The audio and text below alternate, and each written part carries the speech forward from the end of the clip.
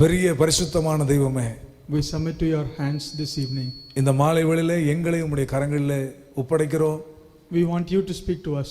நீர் எங்களோடு கூட பேசும்படியாக நாங்கள் கேட்கிறோம்.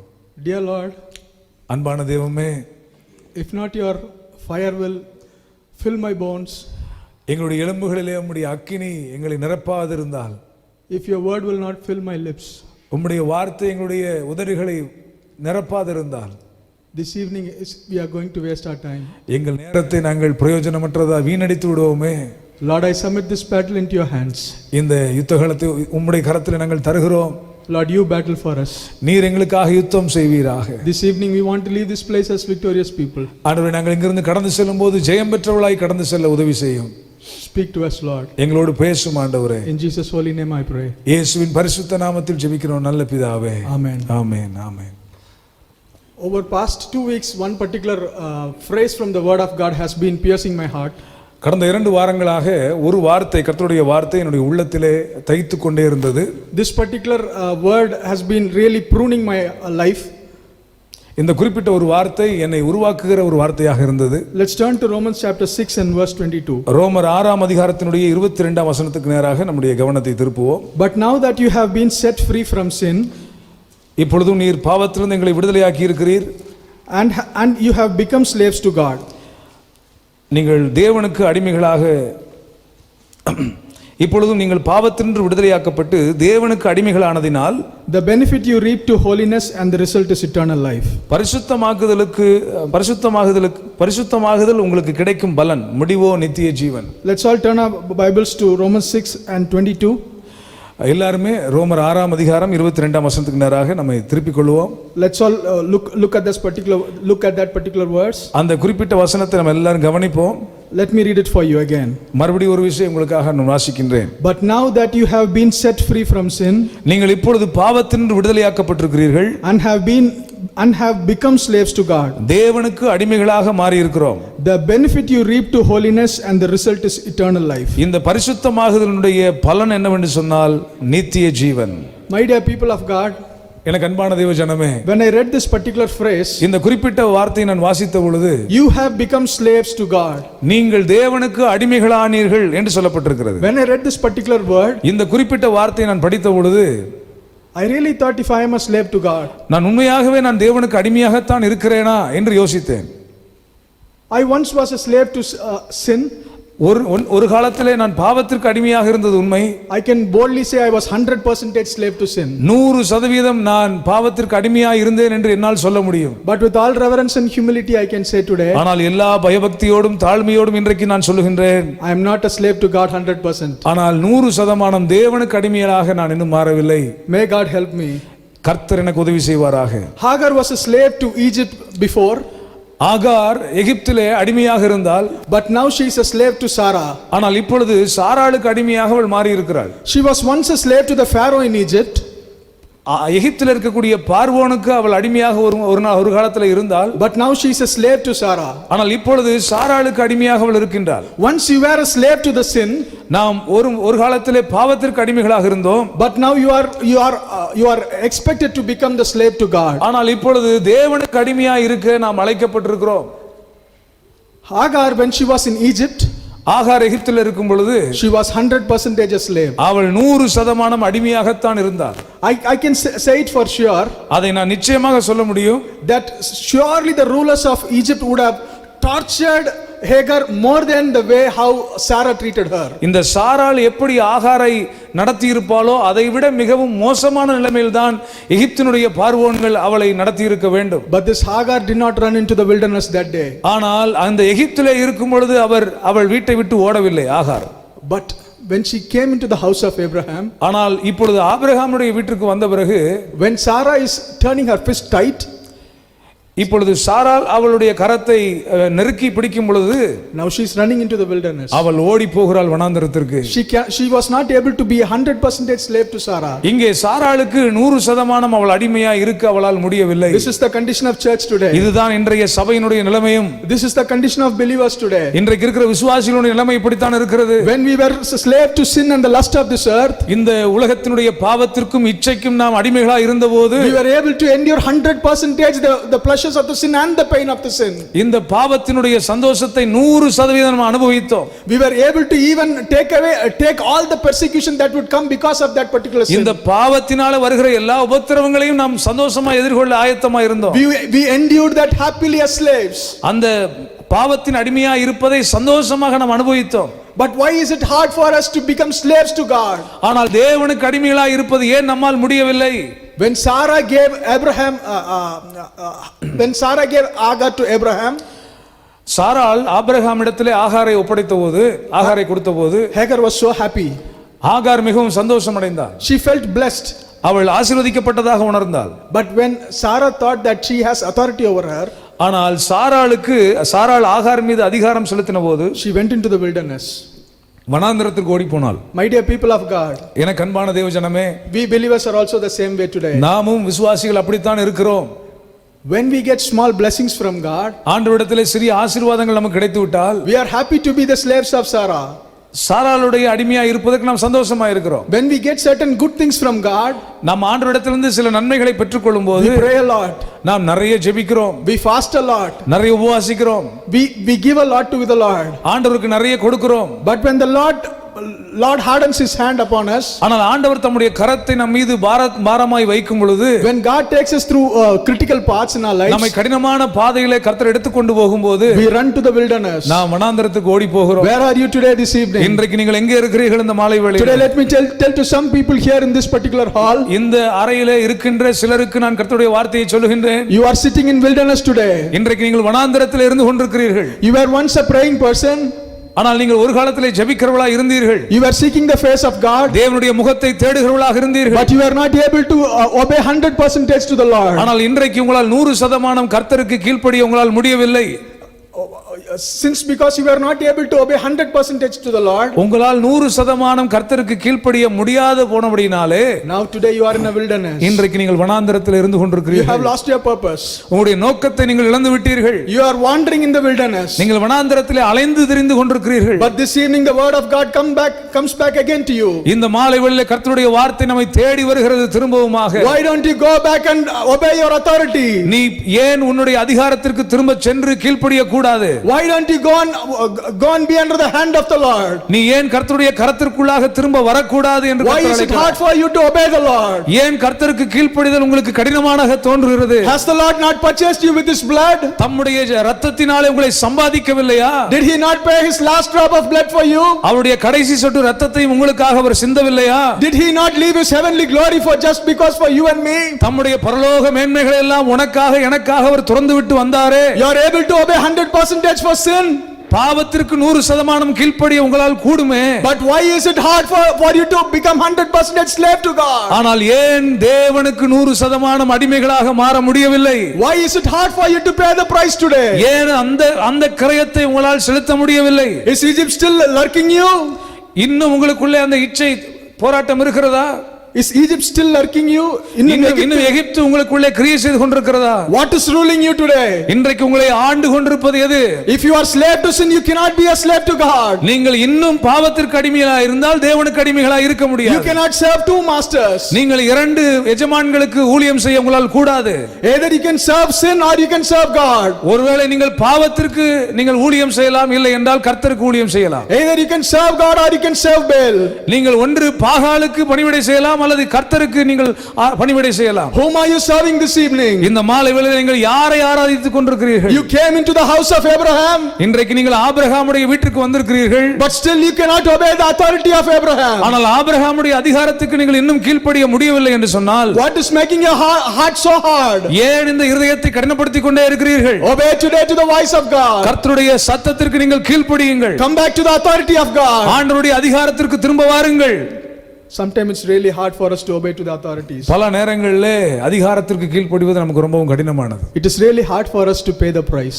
அதற்கு கிரயம் செலுத்துவது நிச்சயமாகவே நமக்கு கடினமாகத்தான் தோன்றுகிறது. But my dear people of God, ஆனால் எனக்கு அன்பான ஜனங்களே, to become 100% slave, ஆண்டவருக்கு 100% அடிமைகளாய் மாற வேண்டுமானால், if we know the price God has paid, ஆண்டவர் நமக்காக செலுத்தின கிரயம் என்ன என்பதை நாம் அறிந்திருந்தோமானால், if we understand the price what God has paid for us, நமக்காக கர்த்தர் செலுத்தின கிரயம் என்ன என்பதை நீங்கள் புரிந்து கொண்டிருந்தால், we will be 100% slaves. நாம் 100% அவருக்கு அடிமைகளாய் இருப்போம். Hallelujah. Hallelujah.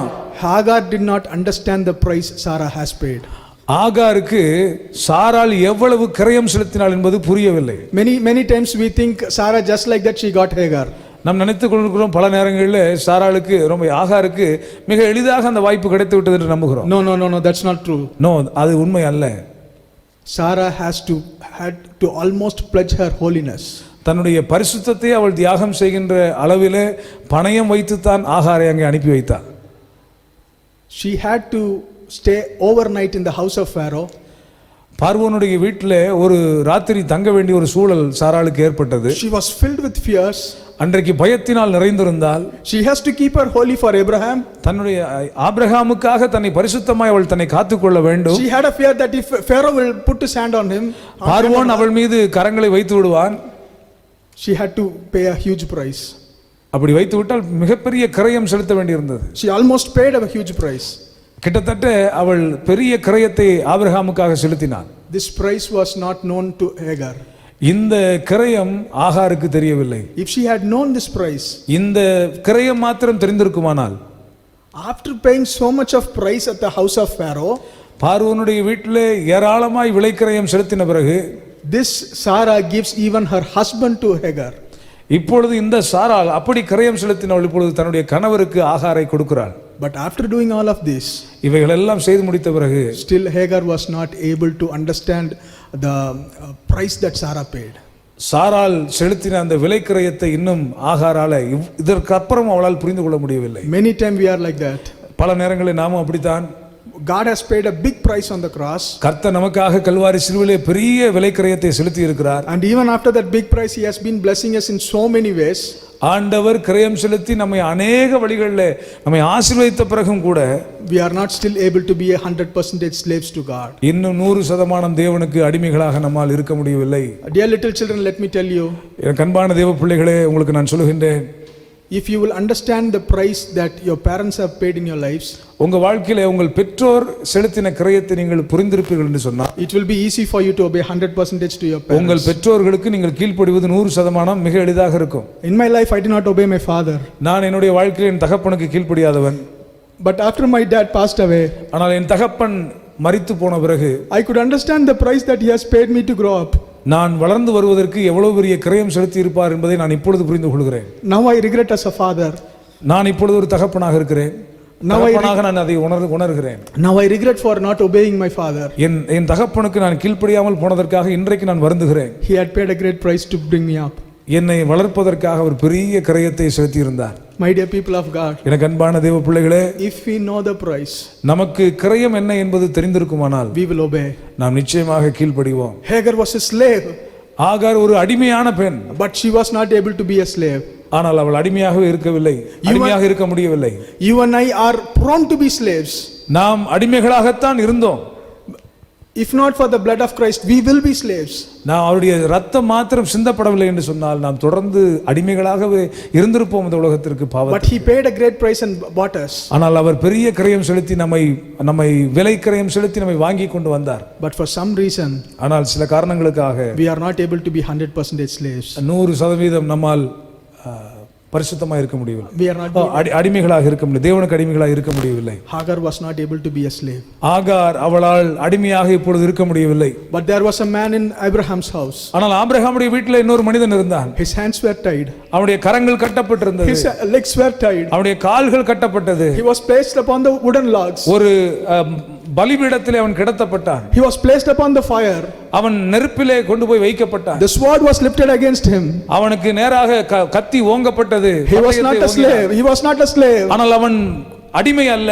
He was a son in Abraham's house. அந்த வீட்டிலே அவன் சுதந்திரவாளியாக இருந்தவன். But he was ready to be 100% slave to Abraham. ஆனால் 100% அவன் ஆபிரகாமுக்கு அடிமையாக இருக்க தன்னை ஒப்புக் கொடுத்தவன். My dear people of God, எனக்கு அன்பான தேவ ஜனங்களே, Isaac was not a slave. ஈசாக்கு அவன் அடிமை அல்ல.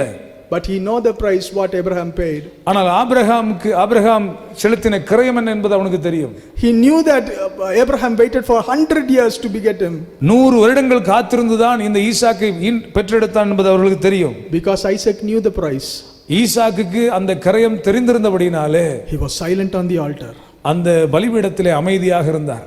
My dear people of God, எனக்கு அன்பான தேவ ஜனங்களே, why are you not valuing the blood of Christ? ஏன் இந்த கல்வாரி இரத்தத்திலே சிந்தப்பட்ட அந்த இரத்தத்தை நாம் இன்னும் மதிக்கவில்லை? Why do we want to stamp the blood of Christ? ஏன் அந்த இயேசுவின் இரத்தத்திற்காக நாம் நிற்க முடியவில்லை? Why do we stamp the blood of Christ? ஏன் அந்த இயேசுவின் இரத்தத்தில் நாம் நிற்க கூடாது? ஏன் இயேசுவின் இரத்தத்தை நாம் கால்களின் கீழாக மிதிக்கிறோம்? We are not valuing the blood of Christ.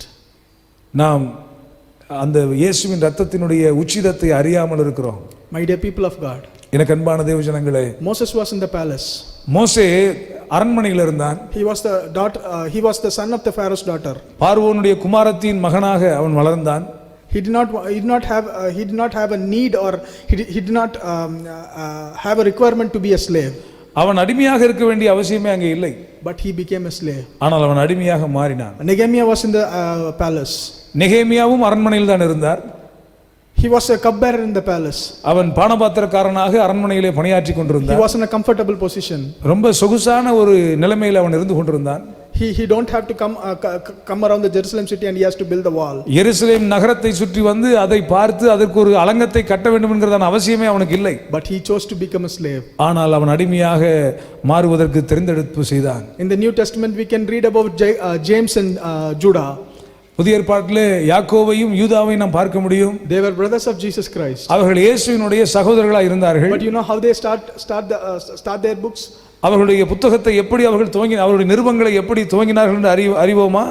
I am a bond servant of Christ. நான் கிறிஸ்துவினுடைய அடிமை என்று சொல்லி எழுதுகிறார். My dear people of God, எனக்கு அன்பான தேவ ஜனமே, today Christianity is not growing because the Christians who accepted Christ are not ready to be 100% slaves to God. இன்றைக்கு கிறிஸ்தவம் இந்த தேசத்திலே வளராமல் இருப்பதற்கு காரணம், இன்றைக்கு கிறிஸ்தவர்கள் 100% தேவனுக்கு அடிமைகளாக இல்லை, கீழ்ப்படியவர்களாக இல்லை. If we are not choosing to be slaves to God, இப்பொழுது நாம் தேவனுக்கு அடிமைகளாக நாம் அதை தேர்ந்தெடுக்கவில்லை என்று சொன்னால், we will not enter into sanctification. நாம் பரிசுத்தமாகுதலிலே நாம் தொடர்ந்து முன்னேற முடியாது. If we do not enter into sanctification, நாம் பரிசுத்தமாகுதலிலே நாம் உள்ளே வரவில்லை என்று சொன்னால், our eternal life will be a question mark. நம்முடைய நித்திய ஜீவன் கேள்விக்குறியாக மாறிவிடும். My dear people of God, we are thinking that Christian life is so easy. நாம் நினைத்துக் கொண்டிருக்கிறோம் தேவஜனமே, கிறிஸ்தவ வாழ்க்கை மிக எளிமையானது என்று நினைத்துக் It is கொண்டிருக்கிறோம். always with blessings. அது எப்பொழுதுமே ஆசீர்வாதம் நிறைந்தது. But I tell you, Christian life is becoming a slavery to God. ஆனால் கிறிஸ்தவ ஜீவியம் என்பது தேவனுக்கு அடிமைகளாய் மாறுகிற ஒரு வாழ்க்கை. ஆமென். My dear people of God, எனக்கு அன்பான தேவஜனங்களே, let's turn to Genesis chapter 22. ஆதியாகமம் 22ஆம் அதிகாரத்துக்கு நேராக நாம் திருப்பிக் கொள்வோம். This is one chapter where a father and a son turned into a slave. இந்த ஒரு அதிகாரத்திலே ஒரு தகப்பனும் மகனும் அடிமைகளாக மாறின ஒரு சம்பவமாக இருக்கிறது. Abraham became a slave to God, 100% slave to God. Abraham 100% தேவனுக்கு அடிமையாக மாறின தருணமும், Isaac turned 100% slave to God. ஈசாக்கு தேவனுக்கு 100% அடிமையாக மாறின தருணமும் இங்கே எழுதப்பட்டிருக்கிறது. If you want to become a slave to God, நீங்கள் தேவனுக்கு அடிமைகளாக மாற விரும்பினால், there are wonderful principles in this particular chapter. இந்த குறிப்பிட்ட அதிகாரத்திலே அற்புதமான கோட்பாடுகள் அங்கே இருக்கிறது. This particular chapter is an all-time favorite to me. இந்த குறிப்பிட்ட அதிகாரம் எனக்கு எப்பொழுதுமே மிக பிடித்தமான ஒரு அதிகாரம். I have preached many times from this particular chapter. இந்த குறிப்பிட்ட அதிகாரத்திலிருந்து பலமுறை நான் பிரசங்கித்திருக்கிறேன். But I don't know why God has been time and again speaking to me from this chapter in different dimensions. ஆனால் எனக்கு தெரியவில்லை, கர்த்தர் திரும்ப திரும்ப இந்த அதிகாரத்திலிருந்தே பேசும்படி என்னை தூண்டுகிறார். Let us turn to verse number 3. 3ஆம் வசனத்துக்கு நேராக நாம் திருப்பிக் கொள்வோம். Let us see the attitude of how a slave of God will be. ஒரு தேவனுடைய அடிமை என்றால் எப்படி இருப்பான், அவனுடைய மனப்பான்மை என்ன என்பதை நாம் இங்கே கவனிக்க முடியும். Let's read verse number 3. Abraham அதிகாலையில் எழுந்து தன் கழுதையின் மேல் சேணம் கட்டி, Let's stop there. Early the next morning Abraham got up and saddled his donkey. Abraham அதிகாலையிலே எழுந்து தன் கழுதையின் மேல் சேணம் கட்டினான். Early in the morning. அதிகாலையிலே. Today Christians have forgotten early morning prayer. இந்த அதிகாலை ஜெபத்தை இன்னைக்கு கிறிஸ்தவர்கள் எல்லாம் மறந்து விட்டார்கள். My dear people of God, probably some 5 or 6 years before, ஒரு 5-6 வருடங்களுக்கு முன்பதாக this man of God was preaching one day about getting up early in the morning and praying. அதிகாலையில் எழும்பி ஜெபிக்க வேண்டும் என்பதை குறித்து இந்த தேவ மனிதர் சொல்லிக் கொண்டிருந்தார். He said the first person we need to talk is to Christ. முதலாவது நாம் பேசக்கூடிய நபர் கிறிஸ்துவாக இருக்க வேண்டும் என்று சொன்னார். Immediately after the sermon I came to him. அதற்கு பிறகு நான் பாஸ்டர்ட்ட வந்தேன். I told him, நான் சொன்னேன், I love my wife. என் மனைவியை நான் நேசிக்கிறேன். But that doesn't mean I need to speak the first word to her. என் மனைவிக்கு நான் முதல் வார்த்தையை பேச வேண்டும் என்பது பொருள் அல்ல. But I tell you today, ஆனால் இன்றைக்கு சொல்லுகிறேன், Getting up early in the morning and praying first to God is a blessing. அதிகாலையில் எழும்பி தேவனோடு முதல் வார்த்தை பேசுவது ஆசீர்வாதம். It's really a blessing. இது உண்மையாகவே ஆசீர்வாதம். Today Christians have forgotten this early morning prayer. கிறிஸ்தவர்கள் இந்த அதிகாலை ஜெபத்தை மறந்து விட்டார்கள். My dear people of God, எனக்கு அன்பான தேவ ஜனங்களே, early morning prayer is not to study as this early morning time is not to study as this world says. இந்த உலகம் சொல்கிற மாதிரி காலை எழுந்தவுடன் படிப்பு என்று உலகம் சொல்கிறதே அப்படி அல்ல. Early morning is not the time to sleep. அதிகாலை என்பது உறங்குவதற்கான நேரமும் அல்ல. But early morning is to seek the face of God. அதிகாலை என்பது தேவனுடைய முகத்தை தேடுகிற ஒரு நேரம். I tell you, the cool of the day is to walk with the Lord. அது குளிர்ச்சியான வேளையிலே கர்த்தர் நடந்து வருகிற ஒரு நேரம். We need to seek the face of God. தேவனுடைய முகத்தை நாம் தேட வேண்டும். Israelites sought the manna before the sun came up. இஸ்ரவேலர்கள் சூரியன் உதிப்பதற்கு முன்பதாகவே மன்னாவை அவர்கள் அனுபவித்தார்கள். They had to go and pick the manna. Manna used to be very small. மன்னா மிக சிறியதாக இருக்கும், அதை அவர்கள் பொறுக்கி எடுக்க வேண்டும். They had to pick from all through the wilderness. There would be manna and they have to pick before the sun comes up. வனாந்தரத்திலே எங்கும் இந்த மன்னா பரவி கிடக்கும். சூரியன் வருவதற்கு முன்பதாகவே அவைகள் எல்லாம் பொறுக்கி எடுக்க வேண்டும். Manna refers to the word of God and manna refers to the grace of God. மன்னா என்பது தேவனுடைய வார்த்தையை குறிக்கும், மன்னா என்பது தேவனுடைய கிருபையின் அடையாளம். Early in the morning before the sun comes up, you need to take the grace of God. அதிகாலையிலே சூரியன் உதிப்பதற்கு முன்பதாகவே நாம் இந்த மன்னாவை பொறுக்கி எடுத்து விட வேண்டும். The grace of God are new every morning. ஒவ்வொரு நாளும் காலைதோறும் கர்த்தருடைய கிருபைகள் புதியனவாய் இருக்கிறது. Bible did not say the grace of God is new every evening. ஒவ்வொரு நாளும் மாலை வேளையிலே கிருபை புதிதாக இருக்கிறது என்று வேதம் சொல்லவில்லை. But the Bible says the grace of God is new every morning. அதிகாலையிலே அவருடைய கிருபை காலைதோறும் புதியனவாய் இருக்கிறது என்று சொல்லி இருக்கிறது. Many Christians go and pick manna which has already melted. ஏற்கனவே உருகி போன மன்னாவை தான் அநேகர் இன்றைக்கு பொறுக்கிக் கொண்டிருக்கிறார்கள். After the sun comes up, the manna would melt. இந்த சூரியன் வந்த பிறகு, ஆதவன் வந்த பிறகு மன்னா உருகி போய்விடும். Some people very casually say, சில பேர் ரொம்ப சாதாரணமாய் சொல்கிறார்கள். even I was saying that way. நானும் முந்தி காலங்களில் அப்படி சொன்னது உண்டு. I used to get up at 7 or 8 because I have a lot of work and I pray. எனக்கு நிறைய வேலை எல்லாம் இருக்குது, அதனால 7 மணி 8 மணிக்கு தான் என்னால எந்திரிக்க முடியும். Will not God hear if I pray after the sun comes up? ஐயா, சூரியன் வந்ததுக்கு அப்புறம் ஜெபம் பண்ணா கர்த்தர் கேட்க மாட்டாரா? My dear people of God, we can talk too many things in our logic. நம்முடைய மனதிலே ஏராளமான காரியங்களை இப்படி அறிவு பெருத்தவன் எதையாவது பேசிட்டு இருக்கலாம். But from the principles of Bible, ஆனால் வேதத்தினுடைய கோட்பாடுகளை நாம் பார்க்கிறோம். if you want to be a slave to God, நீங்கள் தேவனுக்கு அடிமைகளாக இருக்க விரும்பினால் you have to follow the principles of God. இந்த வேதத்திலே சொல்லப்பட்ட கோட்பாடுகளை நீங்கள் பின்பற்ற வேண்டும். Many are satisfied today with the melted manna. இன்றைக்கு ஒருவேளை உருகி போன மன்னாவிலே நீங்கள் திருப்தி அடைந்திருந்தால் ஓகே. Don't be satisfied. ஆனால் உருகி போன மன்னாவிலே நாம் திருப்தி அடைய வேண்டாம். I can surely tell you, நான் உண்மையாகவே உங்களுக்கு சொல்ல முடியும், if you get up early in the morning and seek the face of God, அதிகாலையில் எழும்பி தேவனுடைய முகத்தை நீங்கள் தேடுவீர்களானால் you will get new revelations. புதிய வெளிப்பாடுகள் உங்கள் வாழ்க்கையிலே கிடைக்கும். ஆமென். If you seek the face of God early in the morning, அதிகாலையிலே கர்த்தருடைய முகத்தை நீங்கள் தேடுவீர்களானால் you can surely hear the audible voice of God. கர்த்தருடைய தெளிவான அமர்ந்த மெல்லிய சத்தத்தை உங்களால் கேட்க முடியும். If you will seek the face of God early in the morning, அதிகாலையிலே நீங்கள் கர்த்தரை தேடுவீர்கள் என்று சொன்னால் you can be a great blessing. ஆண்டவர் நீங்கள் பெரிய ஆசீர்வாதமாய் மாற முடியும். Genesis chapter 28 and verse 18 says, 28ஆம் அதிகாரம் ஆதியாகமம் 28ஆம் அதிகாரம் 18ஆம் வசனம் சொல்கிறது, Jacob built the altar early in the morning. அதிகாலையிலே யாக்கோபு எழும்பி பலி செலுத்தினான் என்று சொல்லப்பட்டிருக்கிறது. He built the altar early in the morning. அதிகாலையிலே பலிபீடத்தை கட்டினான் என்று சொல்லப்பட்டிருக்கிறது. Early morning is the time to build the altar. அதிகாலை நேரம் என்பது பலிபீடத்தை கட்டுகிற ஒரு நேரம். Today the altar of many people here has been broken. இன்றைக்கு அநேகருடைய பலிபீடங்கள் உடைக்கப்பட்டு தகர்க்கப்பட்ட நிலைமையில் இருக்கிறது. Rebuild your altar today. திரும்ப உங்கள் பலிபீடங்களை கட்டுவதற்கு கர்த்தர் உங்களுக்கு அறைகூவல் விடுகிறார். Early morning rise up and build your altar. அதிகாலையிலே எழும்பி உங்களுடைய உடைந்து போன பலிபீடத்தை சரி செய்யுங்கள். When you build the altar early in the morning, you can understand how dreadful how wonderful that place was. அதிகாலையிலே நீங்கள் எழும்பி அந்த பலிபீடத்தை ஆயத்தம் செய்வீர்கள் என்று சொன்னால் அதனுடைய மேன்மை என்ன என்பதை நீங்கள் அறிந்து கொள்வீர்கள். Your sleep in your bed will turn wonderful and it will be what to say, it will be more wonderful. Your sleep will be more wonderful if you start building the altar early in the morning. உங்கள் படுக்கை இன்பமாக இருக்கும் நீங்கள் அதிகாலையில் எழும்பி கர்த்தரை ஆராதிப்பீர்கள் என்று சொன்னால். My dear people of God, Genesis chapter 26 and verse 31 says, ஆதியாகமம் 26ஆம் அதிகாரத்தினுடைய 36ஆம் வசனம் சொல்கிறது, Isaac made a covenant with Abimelech early in the morning. அதிகாலையிலே அபிமெலேக்கோடு ஈசாக்கு உடன்படிக்கை பண்ணினான் என்று சொல்லப்பட்டிருக்கிறது. Early morning time is to make the covenant with God. அதிகாலை என்பது தேவனோடு உடன்படிக்கை செய்கிற நேரம். First I said early morning is the time to pick the grace of God. முதலாவது சொன்னேன் அதிகாலை என்பது தேவனுடைய அந்த கிருபையை பெற்றுக்கொள்கிற ஒரு நேரம். Secondly I said early morning is the time to build the altar. இரண்டாவது நான் சொன்னேன் அதிகாலை என்பது பலிபீடத்தை கட்டுகிற நேரம் என்று. From Genesis chapter 31 and verse 55. ஆதியாகமம் 31ஆம் அதிகாரம் 55ஆம் வசனத்தை வாசிக்கும் பொழுது, sorry, Genesis chapter 26 and 31, sorry. ஆதியாகமம் 26:31 வாசிக்கும் பொழுது, Isaac made a covenant with Abimelech early in the morning. அதிகாலையிலே அபிமெலேக்கோடு ஒரு உடன்படிக்கையை ஈசாக்கு செய்கின்றான். Early morning is the time you make covenant with God. அதிகாலை என்பது தேவனோடு உடன்படிக்கை செய்கிற நேரம். It is the time you can make a covenant with God. அந்த நேரத்திலே நீங்கள் தேவனோடு உடன்படிக்கை செய்ய முடியும். My dear people of God, today we almost focus on corporate prayer early in the morning. It's good.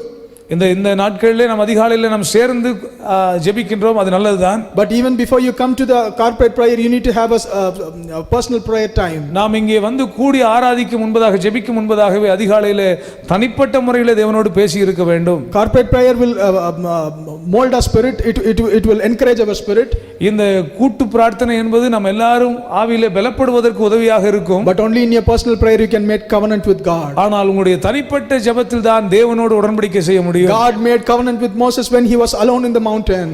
ஆண்டவர் மோசே தேவனோடு தனியே இருக்கும் பொழுதுதான் அவனோடு உடன்படிக்கை செய்தார். You need to be alone to make covenant with God. ஆண்டவரோடு நீங்கள் தனித்திருக்கும் போதுதான் அவரிடத்தில் உடன்படிக்கை செய்ய முடியும். You need to enter into the room alone to be with God. உங்கள் அறை வீட்டுக்குள்ளே பிரவேசித்து தேவனிடத்திலே தனித்திருக்க வேண்டும்.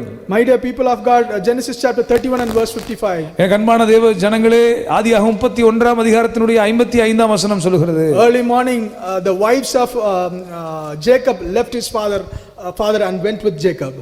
யாக்கோபுடைய மனைவிகள் தன்னுடைய தகப்பனை லாபானை விட்டு மணவாளனோடு போன நேரம் காலை.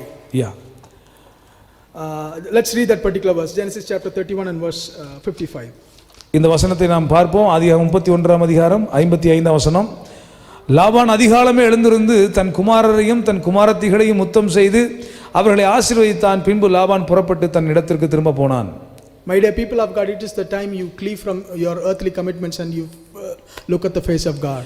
உங்கள் பூமியில் இருக்கிற எல்லா அர்ப்பணிப்புகள் கமிட்மெண்ட்ஸ் எல்லாத்தையும் விட்டுட்டு தேவனை நோக்கி செல்லக்கூடிய ஒரு நேரம் தான் அதிகாலை நேரம். Early morning is the time for God. அதிகாலை நேரம் என்பது தேவனுக்குரிய நேரம். My dear people of God, today we have forgotten the power of prayer. கண்பான தேவனுடைய பிள்ளைகளே, இன்னைக்கு ஜெபத்தினுடைய வலிமையை நாங்கள் மறந்து விட்டோம். It is the prayer that helped Nehemiah to build the wall.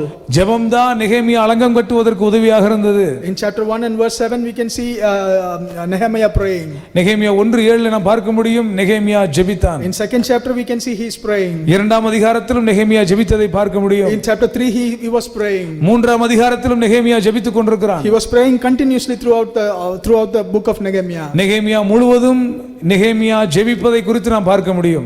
We can see the same in the book of Acts. அப்போஸ்தலர் நடவடிக்கைகளிலும் அப்படித்தான் நாம் பார்க்க முடியும். In the Acts of the Apostle. அப்போஸ்தலர் நடவடிக்கைகளில் நாம் அந்த மாதிரி எல்லாரும் ஜெபிக்கிறதை நாம் பார்க்க முடியும். We can see continuously the church was praying and praying. தொடர்ந்து சபை ஜெபித்துக் கொண்டே இருந்தது. My dear people of God, today the church is built. இன்றைக்கு என் கண்பான தேவ ஜனங்களே, சபை கட்டப்பட்டிருக்கிறது. Zerubbabel has built the church. Zerubbabel ஆலயத்தை கட்டிவிட்டான். But we need praying Nehemiah who can build the wall. ஆனால் அலங்கத்தை கட்டுவதற்கு ஜெபிக்கின்ற நெகேமியாக்கள் தேவையாக இருக்கிறார்கள். Church has been built.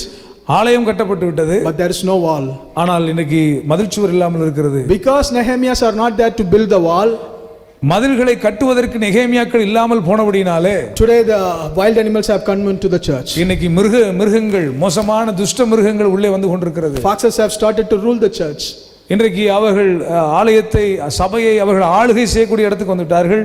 அதை கெடுத்து போடுகிற நிலைமைக்கு வந்து விட்டார்கள். My dear people of God, we need to rise up to build the wall. இந்த நாட்களிலே தேவஜனங்களே, நாம் எழும்பி அலங்கத்தை கட்ட வேண்டும். And we need to become people of prayer. நாம் ஜெபிக்கிற மனிதர்களாய் மாற வேண்டும். We need to become a people of prayer. நாம் ஜெபிக்கிற மனிதர்களாய் மாற வேண்டும். Not people who will pray as and when we want. எப்பெல்லாம் நேரம் கிடைக்கோ அப்பெல்லாம் ஜெபம் பண்ணலாம்ன்றது அல்ல. We need to be people who will seek the face of God in the first hour of the day. ஒரு நாளினுடைய முதலாம் மணி நேரத்திலே கர்த்தரை நோக்கி கூப்பிடுகிறவர்களாய் எழும்புகிறவர்களாய் நாம் காணப்பட வேண்டும். Some great men of God say it was pleasant for them to rise up at early at 2 o'clock, 3 o'clock in the morning. சில தேவ மனிதர்கள் தங்கள் வாழ்க்கையிலே சொல்லி இருக்கிறார்கள், காலை 2 மணி 3 மணிக்கெல்லாம் எழும்பி கர்த்தருடைய சமூகத்தில் நெடுநேரம் காத்திருப்பார்களாம். I heard about Pastor Sam Sundaram. He was saying like he used to sleep only for 3 to 4 hours a day. சாம் சுந்தரம் ஐயா அவர்கள் சொன்னதை நான் கேட்டிருக்கிறேன். ஒரு நாளைக்கு 3 லிருந்து 4 மணி நேரம் தான் அதிகபட்சம் அவர் உறங்குவார். He used to spend early in the morning from 2 o'clock to 7 o'clock in the presence of God. 2 மணியிலிருந்து 7 மணி வரைக்கும் அவர் தேவ சமூகத்திலே அமர்ந்திருப்பாராம் தினந்தோறும். And I could see the same reflected in his sermons and in messages and in his life. அவருடைய வாழ்க்கையிலே, அவருடைய ஊழியத்திலே, அவருடைய பிரசங்கத்திலே அந்த ஜெப நேரத்தினுடைய மகிமை வெளிப்பட்டதை பார்த்திருக்க முடியும். We are not able to live a life of testimony because we don't have a life of prayer. நமக்கு சாட்சி உள்ள ஜீவியம் செய்ய முடியவில்லை. காரணம் நாம் ஜெபத்திலே சாட்சியாக இல்லை. We have desperately failed in prayer. நாம் ஜெபத்திலே மோசமாக, மிக மோசமாக நாம் தோற்று போயிருக்கிறோம். Let me ask a question. I don't want anyone to raise your hands. நான் ஒரு கேள்வியை கேட்க விரும்புகிறேன். நீங்கள் யாரும் உங்கள் கரங்களை உயர்த்த வேண்டாம். How many of you prayed today at least 1 hour to this day? இந்த நாளிலே எத்தனை பேர் 1 மணி நேரமாவது தனித்து ஜெபித்திருக்கிறீர்கள்? Or at least half an hour, how many of you here prayed? குறைந்தபட்சம் ஒரு அரை மணி நேரம் இங்க இருக்கிறவர்களை யார் ஜெபித்திருக்கிறீர்கள்? Or at least 15 minutes, how many of you prayed here? குறைந்தபட்சம் ஒரு 15 நிமிஷமாவது நீங்கள் ஜெபித்திருக்கிறீர்களா? Let me tell you the word of God this evening. இந்த மாலை வேளையிலே கர்த்தருடைய வார்த்தையை உங்களுக்கு சொல்லுகின்றேன். If you will not build your altar again this night, இந்த இரவிலே நீங்கள் உங்களுடைய பலிபீடத்தை திரும்ப கட்டவில்லை என்று சொன்னால் we cannot expect the mercy of God. தேவனுடைய இரக்கத்தை காலையிலே நாம் பெற முடியாது. My dear people of God, build your altars. உங்கள் பலிபீடத்தை நீங்கள் கட்டுங்கள். Let's move to the verse 3 again and let's continue to read. ஆதியாகமம் 22ஆம் அதிகாரத்துடைய 3ஆம் வசனத்துக்கு நாம் திரும்பவுமாக செல்லுவோம். Early the next morning Abraham got up and saddled his donkey. Abraham அதிகாலையில் எழுந்து தன் கழுதையின் மேல் சேணம் கட்டி He took with him 2 of his servants and his son Isaac. தன் வேலைக்காரரில் 2 பேரையும் தன் குமாரன் ஈசாக்கையும் கூட்டிக் கொண்டு போனான். Today there are Christians who will rise up early in the morning and pray. நாம் அதிகாலையில் எழும்பி ஜெபிக்கிற கிறிஸ்தவர்களாக இருப்போம் என்று சொன்னால் we need to wake up our children. நம்முடைய பிள்ளைகளையும் நாம் எழுப்ப வேண்டும். We allow our children to sit till night 12 o'clock 1 o'clock to read their education, read their books.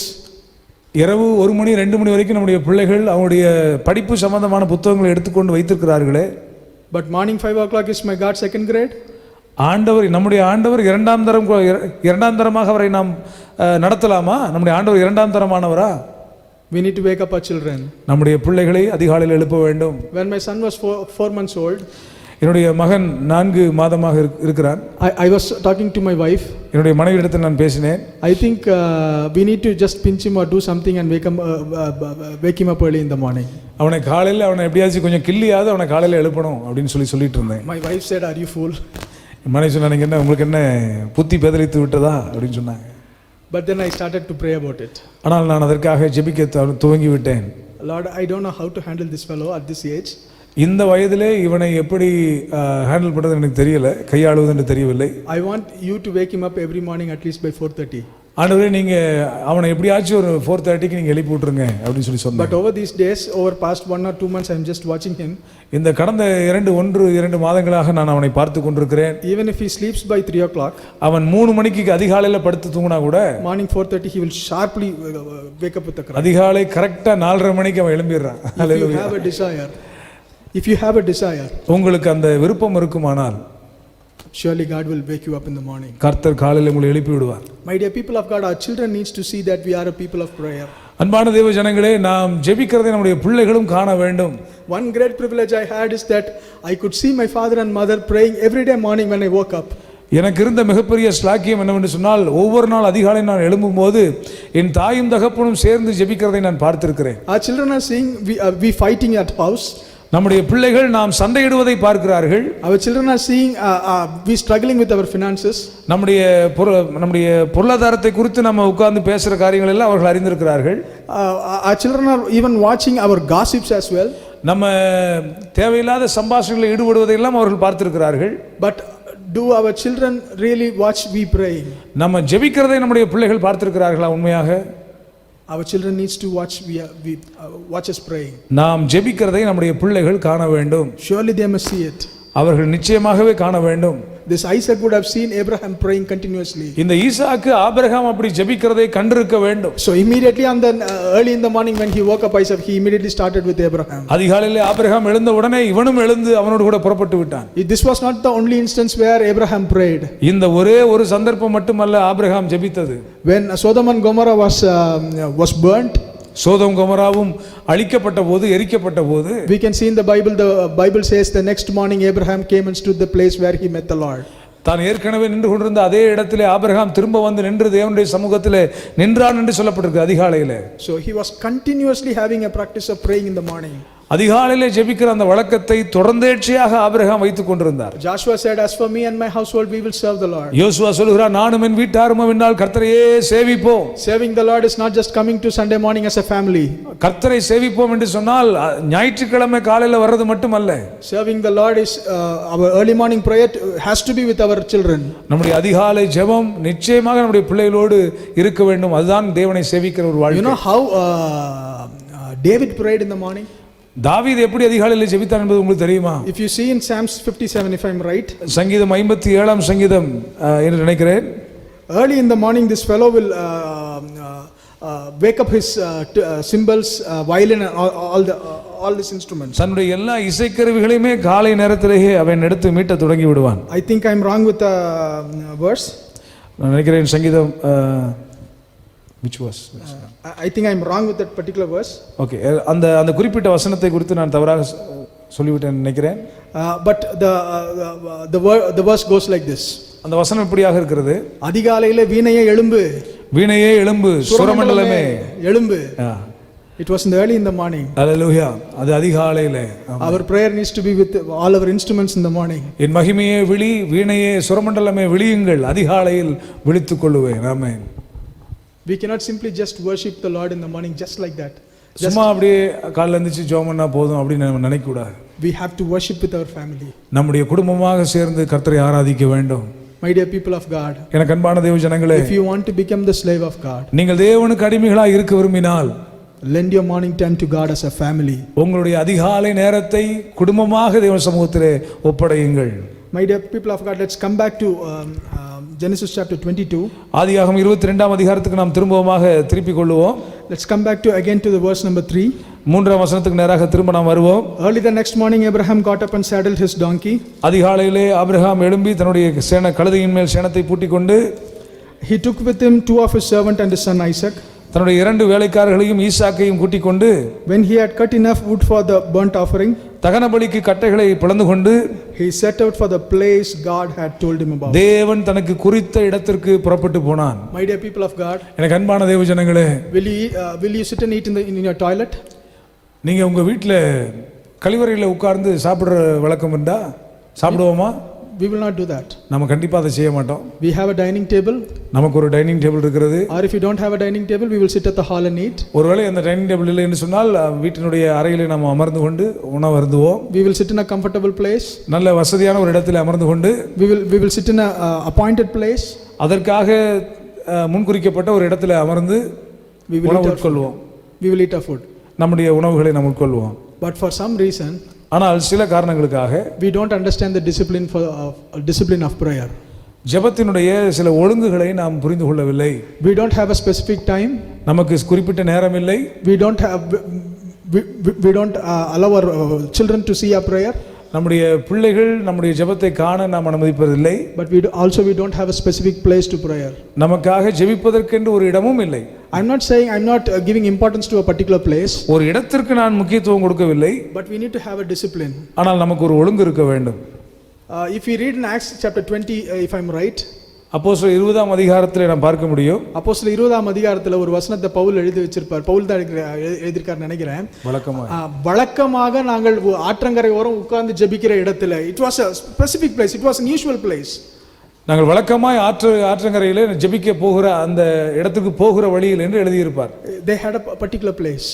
அவர்களுக்கு ஒரு குறிப்பிட்ட இடம் இருந்தது ஜெபிப்பதற்காக. I did not understand this truth for a very long time. இது பல நாட்களாக நான் புரிந்து கொள்ளவில்லை இந்த சத்தியத்தை. There was a man of God by name Felix. Felix என்கிறதான ஒரு தேவ மனிதர் இருக்கிறார். He told me a story. அவர் ஒரு சம்பவத்தை அவர் சொன்னார்.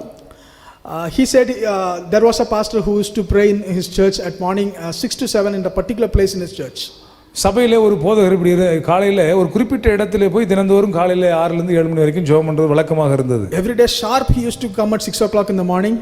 ஒவ்வொரு நாளும் சரியாக 6 மணிக்கு அவர் சபைக்கு வந்து விடுவார். And he used to kneel in that particular place until 7 o'clock. அந்த குறிப்பிட்ட இடத்திலே 7 மணி வரைக்கும் முழங்கால் படியிட்டு ஜெபிப்பது வழக்கம். There was a lady who was a little mentally retarded in this particular church. இந்த குறிப்பிட்ட சபையிலே மனநிலை பாதிக்கப்பட்ட ஒரு பெண் இருந்தால், one fine day this pastor could not turn up at 6 o'clock.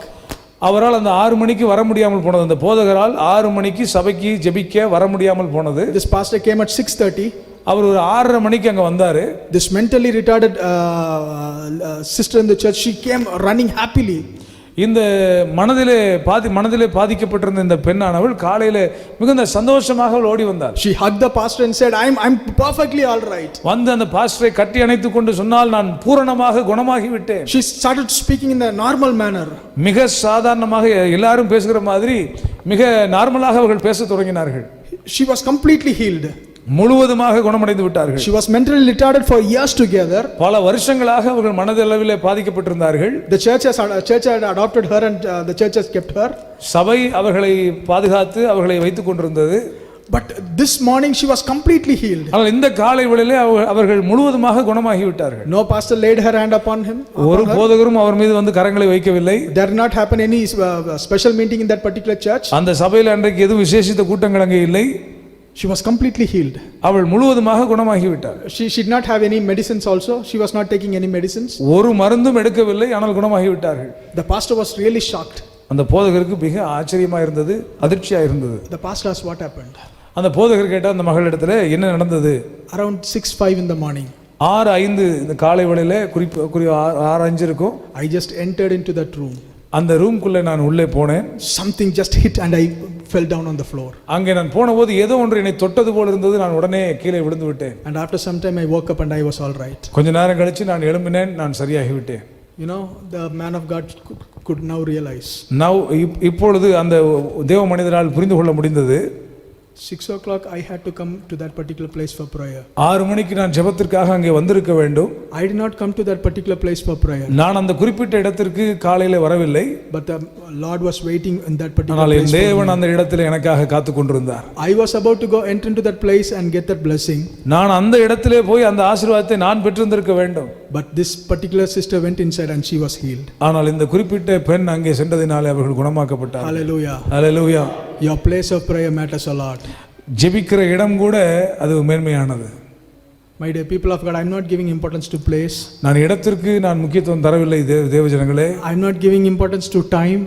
நேரத்திற்கும் நான் அதிக இம்பார்ட்டன்ஸ் தரவில்லை. But these are disciplines from the word of God. ஆனால் இது வேதத்திலிருந்து நாம் கற்றுக்கொள்கிற ஒழுங்குகள். These are principles where two men became slaves to God.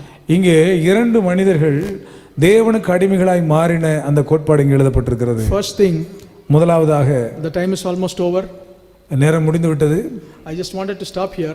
இங்கே நான் முடித்துக் கொள்ள விரும்புகிறேன். This evening the Lord teaches us one particular lesson. இந்த மாலையிலே கர்த்தர் ஒரு குறிப்பிட்ட காரியத்தை நமக்கு சொல்லித் தருகிறார். It is the early morning prayer. அதிகாலை ஜெபம். Early morning prayer. அதிகாலை ஜெபம். There were a group of Bible students. ஒரு இடத்துல சில வேதம் படிக்கக்கூடிய வேதாகம கல்லூரியில் படிக்கக்கூடிய சில மாணவர்கள் They were taken to an excursion. ஒரு சுற்றுலாவுக்காக போகிறார்கள். They visited a lot of museums related to Bible. They visited the Bible Society and all big churches and the domes of martyrs and many things they visited. அவர்கள் பல சபைகளுக்கு போயிருந்தார்கள். அங்கே பல கிறிஸ்தவ புத்தக நிலையங்களை போய் பார்த்தார்கள். கிறிஸ்தவ மியூசியம் போய் பார்த்தார்கள். They also visited certain graveyards of great men of God. சில தேவ மனிதர்களுடைய கல்லறைகளை போய் பார்த்தார்கள். Finally they came to a house. கடைசியாக ஒரு வீட்டுக்கு வந்தார்கள். The house said it was house of John Wesley. அது ஜான் வெஸ்லியுடைய வீடாக இருந்தது. There were Bibles which John Wesley used. John Wesley பயன்படுத்தின அந்த வேதாகமம் அங்கே இருந்தது. They saw all the photographs of his ministry.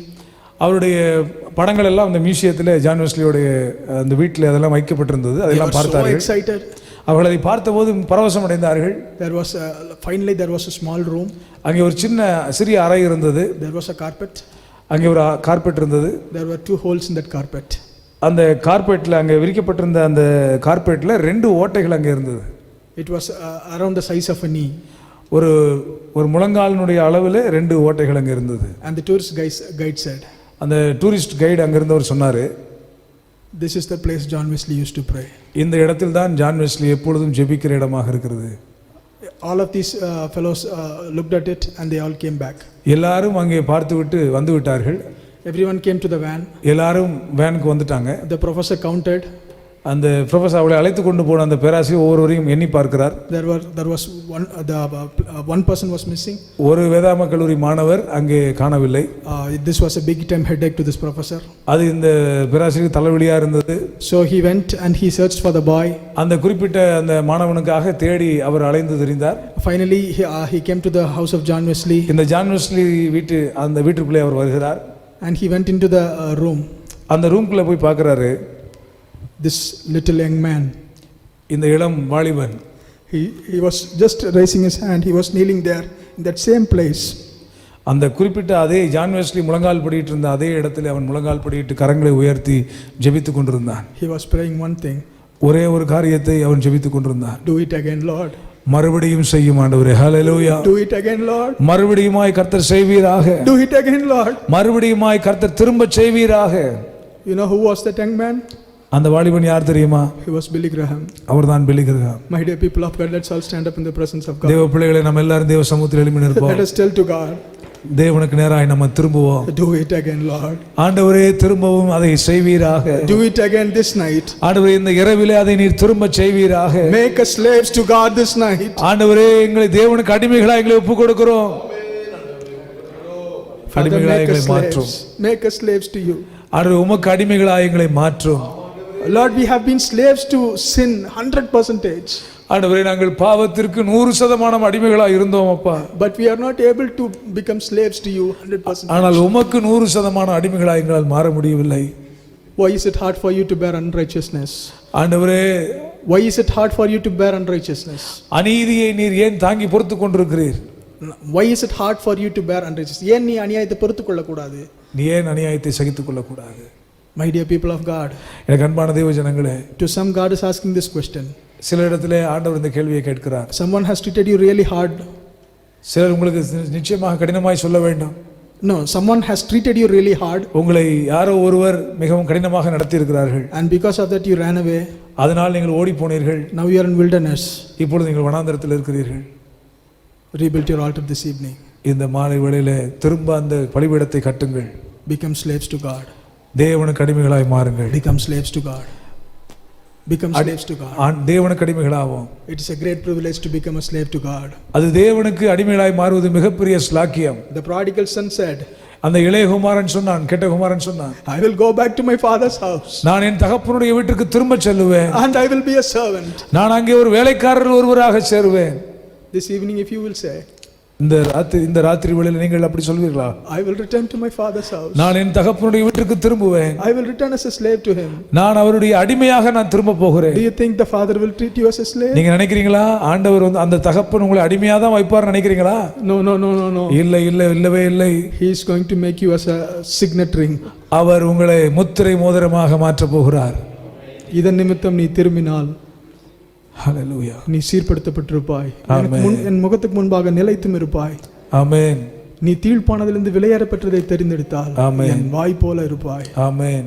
இந்த ராத்திரி வேளையில கர்த்தருடைய சமூகத்துல, ஆண்டவருடைய சமூகத்துல எல்லாரும் கைகளை உயர்த்தி ஆண்டவரே சொல்ல, ஆண்டவரே, ஹல்லேலூயா, ஆண்டவரே, நாங்க கிறிஸ்துவுக்கு அடிமைகளா மாறட்டும் தகப்பனே. ஆமென். நாங்க கிறிஸ்துவுக்கு அடிமைகளா மாறட்டும். உங்களுக்கு அடிமையா மாறணும். பாவத்துக்கு நாங்க அடிமைகளா இருந்தோம். ஆமென் அப்பா. இயேசு கிறிஸ்துவின் ரத்தத்திற்கு எங்களை அடிமைகளா மாற்றும். ஆண்டவரே, ஸ்தோத்திரம். சுவிசேஷ பாரம் ஒன்றே என் சுமையாக மாற வேண்டும்.